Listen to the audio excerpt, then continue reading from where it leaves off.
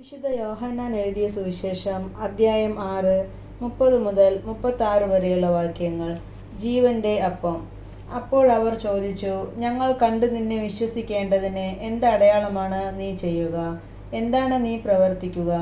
അവിടുന്ന് അവർക്ക് ഭക്ഷിക്കുവാൻ സ്വർഗത്തിൽ നിന്ന് അപ്പം കൊടുത്തു എന്ന് എഴുതപ്പെട്ടിരിക്കുന്നതുപോലെ ഞങ്ങളുടെ പിതാക്കന്മാർ മരുഭൂമിയിൽ വെച്ച് മന്ന ഭക്ഷിച്ചു. യേശു മറുപടി പറഞ്ഞു, സത്യം സത്യമായി ഞാൻ നിങ്ങളോട് പറയുന്നു, മോശയല്ല നിങ്ങൾക്ക് സ്വർഗത്തിൽ നിന്ന് അപ്പം തന്നത്.